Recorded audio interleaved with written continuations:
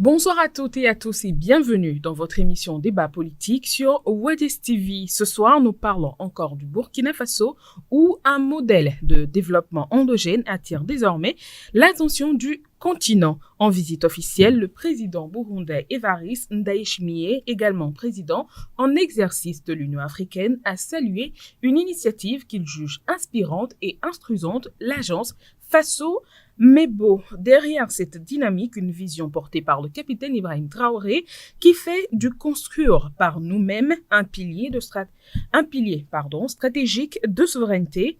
Alors, simple opération d'aménagement urbain ou véritable révolution politique et économique, on en parle avec nos consultants sur notre plateau.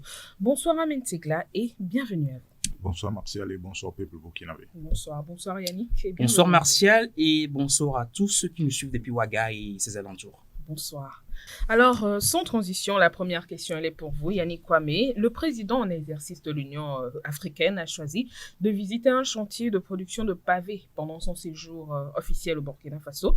Est-ce que ce choix de programme parmi tous les sites qu'il aurait pu visiter est anodin selon vous? Merci Martial. Je crois que le président du Burundi, le général Evariste Ndayishimiye, est en train de montrer aux dirigeants africains une autre façon de faire de la diplomatie. Je peux dire une meilleure façon de faire de la diplomatie.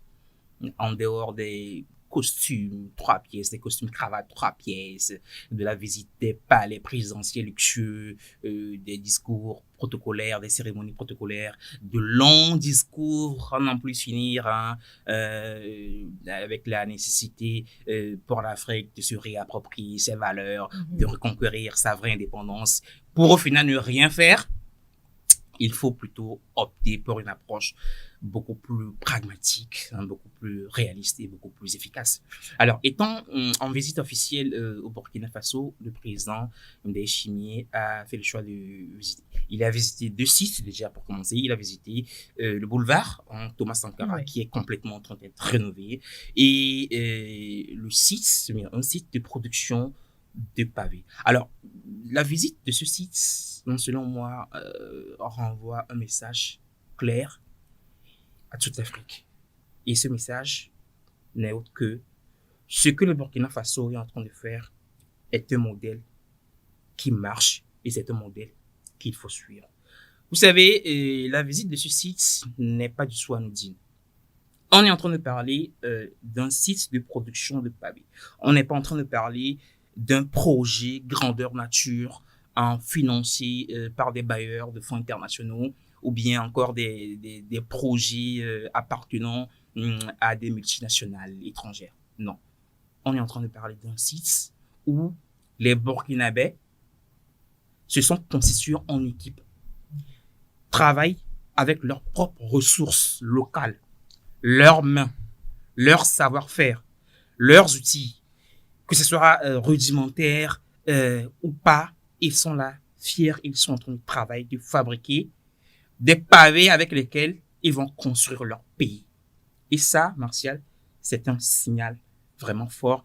Et c'est en quelque sorte une validation ou bien une légitimation de ce projet tant cher au capitaine Ibrahim Traoré. Et à travers ça, le président Evariste Ndayishimiye est en train je vais encore le dire, de valider déjà la vision que le capitaine Ibrahim Traoré a pour son pays. Il a même dit dans une de ses interviews, le président Evariste Ndayishimiye l'a dit dans une de ses interviews, qu'il est content, voilà, je lui paraphrase, qu'il est content de voir que la population burkinabé est en train d'implémenter cette vision-là que le capitaine Ibrahim Traoré a pour son pays. Et je crois que c'est quelque chose qui est vraiment félicité parce qu'on parle de l'initiative Faso Mebo. C'est une initiative qui vise à construire le Burkina Faso sur fonds propres. On n'a pas besoin, ou bien le Burkina Faso n'a pas besoin de financements exogènes pour bâtir son pays.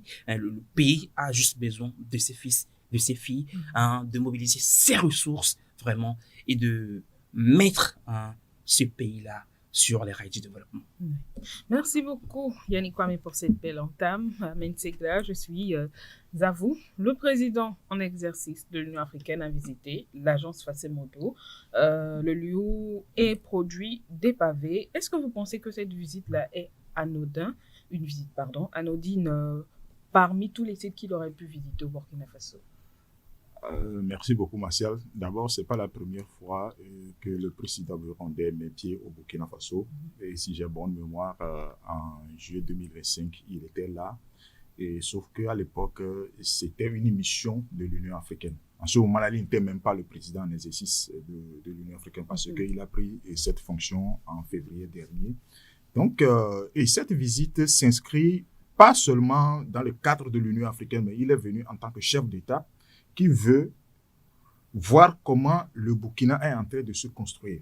Parce que lorsqu'il était là, en juin dernier, il a vu, bon, pas de façon globale, mais il a constaté un certain changement. Mais la manière dont le président a su faire entourer autour de ce projet ses compatriotes, c'est ça qu'il voulait comprendre. Par quel mécanisme il a su mobiliser les Burkinabés autour de cette vision, parce qu'on sait très bien comment le Faso-Mebo et comment le projet est né et comment ça évolue. Parce que ce sont les citoyens qui viennent avec leurs fonds propres. C'est-à-dire, il y a des sociétés d'État, des sociétés parapubliques qui viennent avec des tonnes de ciment, de gravier, des brouettes et tout ça là. Et des gens quittent le soir leur boulot pour venir sur le chantier, aider à faire les pavés. Il y a les ministres, les directeurs de cabinet, ceux qui travaillent en collaboration avec les ministres qui viennent sur ce chantier-là travailler avant de retourner à la maison. Donc, il voulait venir à l'information, voir comment le Burkina a fait pour avoir tout ce beau monde autour de ce projet-là. C'est la raison pour laquelle il était au Burkina Faso. Et lorsqu'il était là hier, il est parti sur le chantier. Il a parlé avec le directeur de l'agence, Faso-Mebo. Il a parlé avec d'autres collaborateurs et il a dit que vraiment c'est quelque chose d'instructif et d'inspirant. Parce qu'aujourd'hui, nous avons toujours l'habitude de dire sur ce plateau, en Afrique, nous avons toujours les mêmes problèmes. Certes, les circonstances se diffèrent, mais le projet, c'est-à-dire le problème que nous avons en Afrique, c'est le même. C'est-à-dire, nous avons un pays totalement vierge qui a besoin de reconstruction, qui a besoin des fils, des filles de chaque nation pour cette reconstruction-là. Et le Burkina Faso, le président Ibrahim Traoré, en l'occurrence, a su convaincre ses concitoyens que par nous-mêmes, nous pouvons le faire. Et c'est ce que le président burundais est venu apprendre. Parce qu'en partant, il avait dit qu'il va envoyer des experts, c'est-à-dire ceux qui sont aguerris dans le domaine. Ouais. Ils vont revenir au Burkina Faso pour apprendre davantage. Parce que lui, il est venu juste pour constater de visu ce qui se passe là-bas en matière de développement. Par après, et d'autres compatriotes, c'est-à-dire ces constitutions vont revenir au Burkina pour apprendre. Et pour continuer, et je vais dire qu'il va être dans le, comme Yannick vient de le dire, c'est un militaire, c'est un général d'armée. Donc, entre militaires, le message passe très vite. Ouais. Ça aussi, c'est l'avantage. Et c'est ce que les présidents africains doivent avoir. Parce que si quelqu'un est en train de faire quelque chose de bien, approchez-le et apprendre de lui. Nous avons besoin de ça en Afrique pour pouvoir évoluer. Au lieu de tirer à boulet rouge sur les présidents, juste, c'est-à-dire sans raison, approcher de la personne et apprendre de lui, c'est mieux. Alors, c'est quelque chose d'instructif et inspirant, vous en avez parlé, c'était les mots du général Ndayishimiye qu'il a utilisé quand il était sur le site du Faso-Mebo. Quelle est la différence entre ces deux adjectifs-là? Et est-ce que le Burkina Faso est en train de passer du statut de pays en développement à un statut de pays qui enseigne? Bon, nous n'allons pas rentrer dans le cours de français ici pour expliquer inspirant Bien sûr, mais le problème est que quand il est venu, il a été ému par ce qu'il a regardé. Parce que avoir l'étendue du projet, c'est-à-dire quand on te décrit la vision même de Faso-Mebo, c'est quelque chose qui ne s'arrête pas avec le régime de capitaine Ibrahim Traoré. C'est-à-dire, ça va impacter aujourd'hui dans l'immédiat.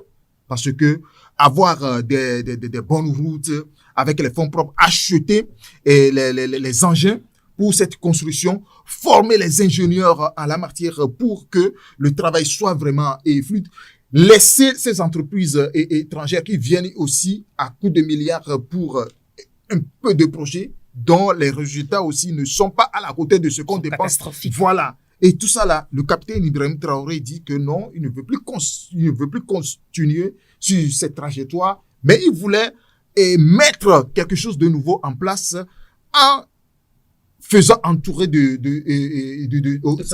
ce projet sa population. Et c'est quelque chose qui a beaucoup inspiré le président Daïché. C'est pourquoi il a utilisé ce mot. Parce que, en tant que président, parce qu'il est venu au pouvoir en 2020, après la mort de Pierre Nkurunziza, quand il est venu en tant que militaire, il est venu par les élections, bien sûr, mais il n'a jamais eu cette idée-là que la population peut avoir cette capacité, parce que pour chaque État, c'est demander à la population de payer des impôts avec les sociétés en place de payer des impôts, et avec ces impôts-là, ils arrivent à faire ce qu'ils peuvent faire dans le pays. Ça s'arrête là. Mais mobiliser davantage, de faire davantage, c'est-à-dire quand vous prenez déjà même, quand vous prenez, ce n'est pas seulement le projet Faso Mebo, quand vous prenez même fonds de soutien patriotique qui est là, avec l'augmentation de 1 franc, 10 francs sur certains projets et sur certains produits, autant pour moi. Et quand vous prenez aussi le prélèvement sur le salaire, que ce soit dans les parapublics ou bien dans les administrations de l'État et tout ça là, en dehors de ça, les Burkinabés sont encore prêts à donner le peu qu'ils ont. C'est-à-dire que tu sois commerçant, que tu travailles dans une structure publique et tout ça là. Les sociétés privées sont venues avec les tonnes de ciment, donner ça à l'État pour construire le pays. Ça doit être, vous devez être vraiment convaincant pour amener un peuple qui, je le précise, est dans une situation de sécurité, c'est d'insécurité vraiment très criante. Certes, il y a eu des améliorations ces dernières années, mais à l'époque, parce que le projet a été né en 2024, ça fait déjà 2 ans qu'ils ont mis en place le Faso, l'initiative Faso Mebo. Oui. Mais à l'époque, il faut être un président très convaincant pour amener la population à sa cause. Et c'est ce que le capitaine Ibrahim Traoré fait. Parce que quand vous prenez la personne même, c'est un leader et qui a un charisme qui inspire beaucoup de personnes. C'est pourquoi le président Évariste Ndayishimiye a employé ce mot et que c'est quelque chose que nous devons tous apprendre. Parce que c'est pas la première fois qu'on le disait, avant même l'arrivée de Évariste Ndayishimiye et au Burkina Faso. Nous l'avons dit sur ce plateau que tous les pays africains doivent aujourd'hui s'inspirer de ce que le Burkina Faso est en train de faire. Parce que on parle certes de la révolution, mais pour pouvoir aller loin, parce que quand vous prenez même les pays européens, ils sont passés par la révolution. Parce que quand vous prenez la révolution, nous avons appris tout ça à l'école. La révolution, c'est la révolution. C'est ça. Donc, on doit passer toujours par la révolution, c'est-à-dire quitter quelque part pour aller à quelque part. Donc, on doit faire cette transition-là. Donc, aujourd'hui, si les pays africains, certes, si certains pays, parce que c'est pas la première fois, c'est pas seulement le président Ndayishimiye. L'autre fois, on a appris qu'il y a aussi une délégation centrafricaine qui était au Burkina Faso pour s'inspirer, de la même chose. Donc, tout ce que le Burkina est en train de faire, c'est inspirant et ça doit interpeller tous les pays africains. Merci beaucoup à vous, Amen Sigla. Yannick Kwame, je reviens à vous. La question, elle reste la même. Le projet Faso Mebo, selon le général Ndayishimiye, est un projet inspirant et instructif. Quelle est aujourd'hui je peux le dire ainsi, quelle est la différence entre ces deux adjectifs? Et le Burkina Faso est-il en train de quitter le statut de développement pour un pays qui enseigne les autres pays d'Afrique? Alors, Martial, je crois qu'on sera tous d'accord de dire que le capitaine Ibrahim Traoré a réussi à fermer la bouche de ses détracteurs qui ont l'habitude de dire que il est juste là pour assouvir son pouvoir, pour s'embourgeoiser, voilà, le terme qui leur est vraiment propre. Et pour s'embourgeoiser en prétestant une certaine lutte contre le terrorisme. Et regardez, les faits même sont là. Les réalisations du capitaine Ibrahim Traoré sont là et elles parlent d'elles-mêmes. Et ce n'est pas seulement le capitaine Ibrahim Traoré qui a réussi à fermer la bouche de ces individus ennemis du progrès, mais la population burkinabé a également réussi à s'inscrire en faux contre ces personnes-là. En faisant quoi? Eh bien, en répondant toujours et massivement aux différentes initiatives du capitaine Ibrahim Traoré. Et quand l'aspiration du peuple rencontre la vision du capitaine Ibrahim Traoré, ça ne peut que donner une initiative comme Faso Mebo. Et quand on parle de Faso Mebo, Ahmed vient de le dire, C'est un projet qui a été initié depuis 2024. Donc, ça ne fait même pas encore 2 ans. C'est en octobre que ça fera 2 ans. Mais regardez déjà les résultats que ce projet a réussi à engranger sur le terrain. Que ce soit le boulevard Thomas Sankara, rénové, dont je viens de faire mention tout à l'heure à l'entente de mes propos, ou que ce soit le bitumage, mais le pavage des routes et tout, les résultats sont visibles. Et je crois qu'on est en train d'oublier un peu l'ampleur de la chose. Quand on parle de BTP, quand on parle de réalisation des infrastructures routières ou bien de réaménagement de l'espace urbain, ce sont des projets qui s'évaluent à des coûts de milliards. Bien sûr. Mais c'est un pari que le capitaine Ibrahim Traoré s'est lancé, et ce pari consiste à financer tous ces projets-là sur fonds propres. Mais le mot que l'on puisse dire est qu'il est en train de relever ce défi-là. Il est en train de relever ce défi parce que toute la population est derrière lui.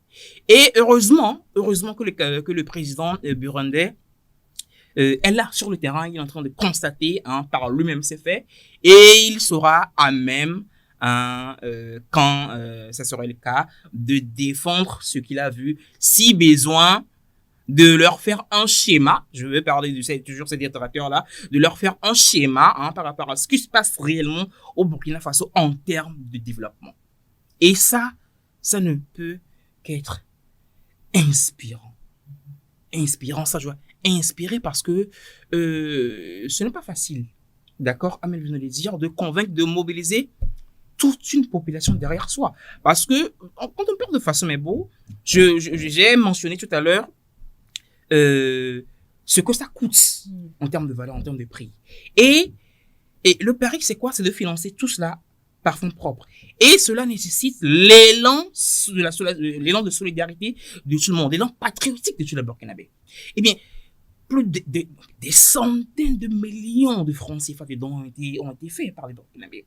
Que ce soit les civils, que ce soit les fonctionnaires, que ce soit les entrepreneurs, tout le monde, toutes les couches socio-professionnelles du Burkina Faso ont répondu massivement à cet appel. Que ce soit des dons en espèces, en nature, que ce soit les personnes qui se sont engagées volontairement pour aller travailler sur des chantiers, eh bien, c'est quelque chose qu'on n'a encore jamais vu en Afrique de l'Ouest. En tout cas, pour moi. Moi, je n'ai jamais encore vu ça en Afrique de l'Ouest. Et je crois que le capitaine Ibrahim Traoré, le Burkina Faso, sont en train de tracer cette voie-là, cette voie que tous les Africains peuvent emprunter pour atteindre le vrai développement, la vraie souveraineté et la vraie indépendance.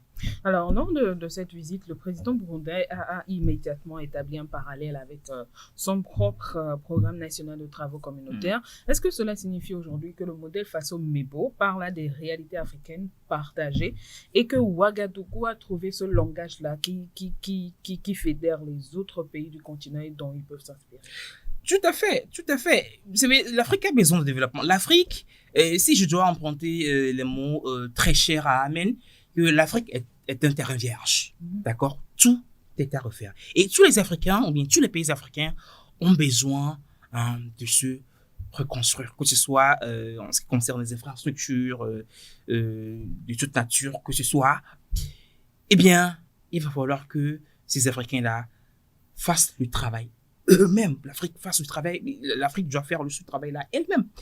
Et le président burundais a évoqué un peu le projet, similaire à son projet grâce auquel ils ont réussi à construire des écoles, des hôpitaux, un stade, je crois. Mais lui-même, dans son interview, il a réussi à admettre que c'est un peu différent. Et là où il a été vraiment touché, là où il a été émerveillé, c'est le niveau d'organisation du Faso Mebo. C'est un projet qui est vraiment... Déjà, il faut savoir que c'était une initiative présidentielle à la base. Mais aujourd'hui, en janvier 2026, eh bien, ce projet a été il est devenu une agence, si je peux le dire ainsi. Il n'est pas sous la présidence. Voilà, on l'a institué en agence. Voilà. C'est maintenant, c'est plus qu'une initiative, c'est maintenant devenu une agence afin que les différents projets ou bien les différentes initiatives soient mieux coordonnées par l'État et tout. Mais comment dire, l'idée de base demeure toujours, c'est la même chose. Donc, le niveau de l'organisation a vraiment émerveillé le président Évariste Ndayishimiye. Et je crois que lui-même, il a dit, il va envoyer des experts, ses compatriotes, pour revenir au Burkina Faso un peu, prendre de la graine et revenir un peu, restituer, et si je peux le dire de façon ou d'une autre, ce modèle burkinabé. Et Marcel, il faut savoir aussi que c'est tout pays qui s'est développé, pas forcément les pays européens ou bien les pays occidentaux, mais surtout les pays qu'on aime qualifier d'émergents. Eh bien, tous ces pays-là ont à un moment donné de leur vie mis en place des projets structurants, innovants, des projets nationaux communs autour desquels ils ont su mobiliser la population. Quand vous prenez par exemple la Chine, c'est un cas d'école, c'est un exemple vraiment palpable. La révolution de 1949, initiée par Mao Zedong. Mais regardez comment les Chinois, les paysans eux-mêmes, construisaient des digues, des canaux d'irrigation, construisaient des routes, des ponts eux-mêmes avec leurs mains, avec des équipements vraiment vétustes. Mais si aujourd'hui on parle du miracle de la Chine, mais ça a commencé par là. Il ne faut pas oublier cette base-là de 1949. Que ce soit la Chine, que ce soit la Corée du Sud, la Corée du Nord, Taïwan, eh bien, il a fallu un moment que un projet commun national soit mis en place et autour duquel la population est vraiment fédérée. Donc, c'est quelque chose, on va toujours le répéter, c'est quelque chose que d'autres pays africains doivent comprendre. Ce n'est pas de la blague. Quand le capitaine Ibrahim Traoré dit souvent que le Burkina Faso n'a besoin de personne, n'a pas besoin des fonds des capteurs internationaux pour se financer, bien pour financer ses développements. Beaucoup de pays africains croient que c'est la bouche. Ça, c'est une évidence. On peut voir les interventions des dirigeants, des présidents africains dire que, ou bien prendre en dérision ce que le capitaine Ibrahim Traoré dit, que non, que c'est pas possible. Mais il est en train de réaliser ça, il est en train de concrétiser les choses, de s'inscrire en faux contre eux et dire vraiment que voilà, ce que je dis, c'est réalisable, ce n'est pas une chimère. Ce ne sont pas des projets utopiques que j'essaie de mettre en place. Ce sont des projets qu'on peut réaliser. Et il est en train de réaliser cela aujourd'hui. Donc, chaque pays, surtout, chaque pays africain a besoin de s'inspirer de ce modèle burkinabé de façon mais bon. Merci beaucoup, Yannick Kwame Amentsekla. La question revient. Est-ce que vous pensez que cela signifie ce choix de cette comparaison que le président burundais a fait avec son programme national de travaux communautaires signifie que le modèle Faso-Mebo parle à ces réalités africaines partagées et que Ouagadougou a su trouver ce langage-là qui va faire fédérer les pays africains pour se construire d'eux-mêmes. En fait, la chance du président Ibrahim Traoré, c'est qu'il est venu au pouvoir sans les élections. Parce que les élections créent une scission au sein de la communauté. Parce que quand vous partez à une élection, certes, ce n'est pas la population. Il y a une partie de la population qui ne s'intéresse même pas, et c'est la grande partie d'ailleurs, qui ne s'intéresse même pas à tout ce qui est élection parce qu'on sait comment ça se termine. Ça, c'est un. Et ceux qui vont y participer, il va y avoir aussi une scission des entre clans eux, qui se forment entre eux. Voilà, que bon, lorsque toi tu vas gagner, donc moi je ne veux pas travailler avec toi et je vais faire tout pour que tout ce que tu as annoncé comme projet de société soit couronné d'échecs. Donc, en ce moment-là, vous allez voir que lorsque un président qui est venu au pouvoir avec cette intention, l'autre camp va dire que non, ça va pas marcher, que ne contribuer à ça, c'est une moyen de s'embourgeoiser comme d'autres ont l'habitude de dire. Mais quand le président Ibrahim Traoré est venu dans une situation de crise et il a dit, mes chers amis, nous sommes tous nés dans ce pays et nous avons vu ceux qui ont gouverné par le passé, comment ils ont agi avec nos sous. Maintenant, nous devons changer les choses. Et c'est comme ça, il a dit, et ceux qui ne sont pas intéressés par les élections depuis un certain nombre d'années, ils ont dit, bon, voilà, il y a quelqu'un qui est venu, il n'a pas parlé d'élections, Il n'a pas parlé de voter pour moi, je vais vous faire ci. Mais il est là, dit non, nous sommes en crise, le pays nous appartient. Personne ne viendra construire ce pays-là pour nous. C'est nous-mêmes qui allons le faire. Donc, retroussons les manches et travaillons. Donc, tout ce beau monde-là, ils sont d'accord avec lui et puis ils l'ont accompagné dans tout ce qu'il prône comme projet. C'est ça le grand succès du capitaine Ibrahim Traoré. Et c'est pourquoi s'il a dit que non, le question de sécurité ou bien le développement du pays, c'est pas une question d'élection. Il a tout à fait raison parce qu'il a compris que c'est pas une question d'élection qui fait que le président qui est venu peut travailler parce qu'on sait tous ceux qui ont dirigé le Burkina Faso par le passé sont tous venus par des élections. Mais c'est comment on connaît aujourd'hui leurs résultats. Donc, c'est ça aussi la chance du capitaine Ibrahim Traoré. Parce qu'il n'y a pas de scission. Parce que tous les camps qui s'opposaient avant, aujourd'hui, sont plus ou moins d'accord, malgré quelques, comment vous les appelez, les valets, des impérialistes qui sont aussi là. Bon, ils sont aussi dans leur business et tout. Mais, dans l'unanimité, tous les Burkinabés sont d'accord avec tout ce qu'il est en train de prôner aujourd'hui comme projet de développement. Ça, c'est un. Alors, pour répondre à ta question, aujourd'hui, c'est inspirant. C'est-à-dire, quand vous prenez le président Ndayishimiye lorsqu'il est venu, je l'ai dit tantôt, c'est parce que, d'abord, il était au pouvoir depuis 2020. Il va faire 6 ans bientôt. Mais il a remarqué que quelque chose ne va pas dans son pays. Et que à chaque fois, quand vous entendez parler du Burkina Faso, on parle de tel projet, malgré la situation sécuritaire, on parle d'avancement, on parle de construction de tel amphithéâtral, on parle de la mise en place de tel projet, on parle de la construction d'autoroutes de 4x4. Les hôpitaux. Voilà, les hôpitaux et tout ça là. Mais il dit, qu'est-ce qui se passe? Il va falloir que nous approchions en tant que militaires. Il a approché. Et puis, il a constaté de visu que non, il y a une autre approche de gouvernance qui est mise en place au Burkina Faso. Il va aussi l'expérimenter dans son pays. Il revient aujourd'hui au Burundi d'accompagner leur président parce que après tout, ils sont d'accord avec lui. Parce que, sachant très bien que le Burundi aussi a traversé beaucoup de crises. Hein. Il a traversé beaucoup de guerres civiles et tout ça là. Donc aujourd'hui, si eux, parce que j'ai toujours l'habitude de dire que nous avons toujours le même problème en Afrique. Le peuple africain a toujours les mêmes problèmes. Seulement que les dirigeants que nous avons à la tête de nos pays n'arrivent pas à implémenter la vision que le peuple prône. Juste par peur de représailles, parce que eux tous, ils se sont compromis avant de venir au pouvoir, ayant le courage de le dire. Donc, aller dans le sens, lorsque ça ne va pas plaire aux grands maîtres, ils vont avoir des problèmes. Donc, ils sont là, mais ils ont les mains liées.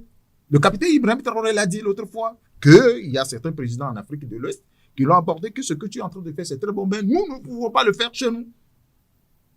C'est ça aussi le grand problème. Donc, l'Afrique peut copier tout ce que Ibrahim Traoré est en train de le faire, mais il faut un président courageux, déterminé et prêt à couper tous les liens avec ces puissances impérialistes-là. Avant de mettre en place. Parce que, avant même de la mise en place de président et de Faso-Mebo, du projet Faso-Mebo, ce sont ces entreprises étrangères qui viennent prendre les marchés.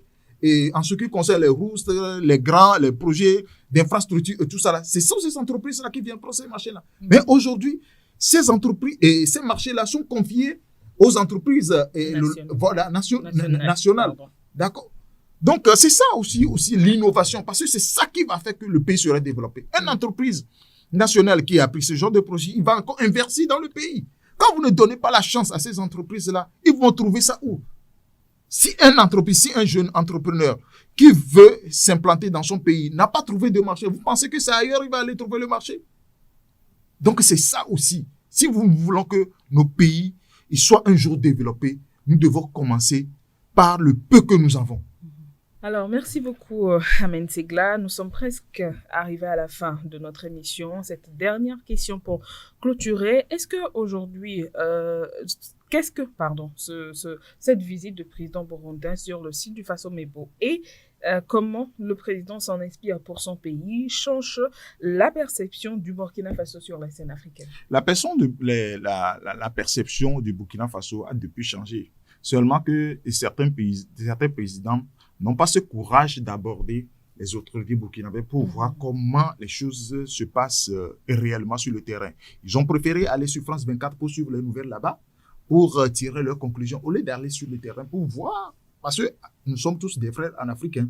Lorsque ça passe mal chez ton voisin, ça va forcément t'impacter. Et lorsque ça passe bien, allez approcher pour voir comment vous arrivez à vous en sortir. Ouais. C'est ce que le président burundais a fait. Alors, ce n'est pas quelque chose d'extraordinaire, en fait, mais ça doit pousser encore parce que le Burundi n'est pas un pays frontalier au Burkina Faso, parce que il a quitté depuis l'Afrique centrale pour venir jusqu'à au Burkina Faso pour voir ce qui il se passe. Donc, les pays qui sont à côté du Burkina Faso ont plus de chances d'aller au Burkina Faso pour voir comment les choses s'organisent là-bas.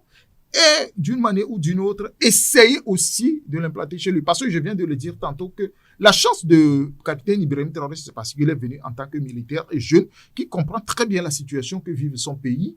Et il est venu avec une solution pour rassembler tout le monde autour de la cause commune pour pouvoir développer le pays. Je ne sais pas si les présidents des autres pays africains peuvent aussi faire la même chose. Parce que, je viens de le dire tantôt, la manière dont ils sont venus au pouvoir n'est pas aussi propre que ça.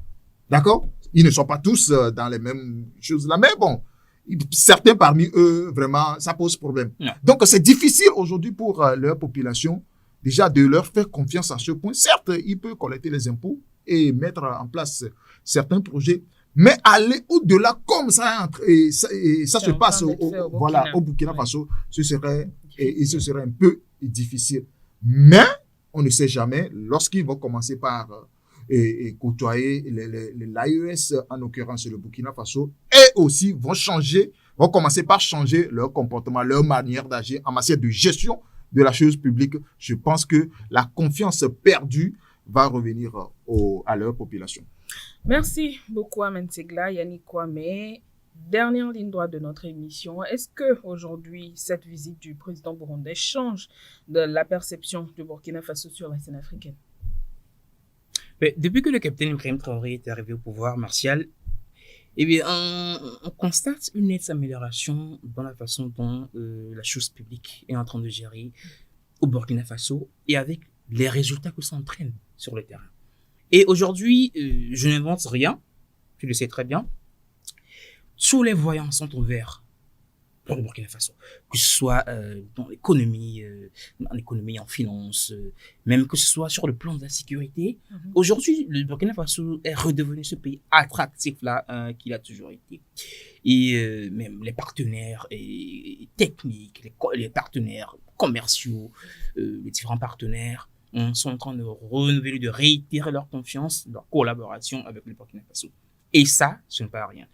Donc, aujourd'hui, c'est justement d'ailleurs cela qui a motivé cette visite-là du président burundais au Burkina Faso pour constater lui-même de plus près ce qui est en train de se faire au Burkina Faso. Et si aujourd'hui, le président burundais Ndayishimiye veut envoyer des compatriotes pour venir vraiment s'inspirer de ça, ça veut dire que le Burkina Faso est en train de faire un bon boulot et que voilà, c'est quelque chose qui est à féliciter. Bon, voilà.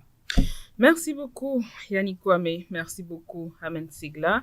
Merci à vous également, très chers téléspectateurs qui nous avez suivis aujourd'hui dans notre émission Débat. Il est clair aujourd'hui que le Burkina Faso est en train de se remettre sur les bonnes rails et devient aujourd'hui un exemple palpable pour les autres pays africains qui peuvent s'en inspirer pour construire les autres pays. Merci à vous et rendez-vous au prochain numéro.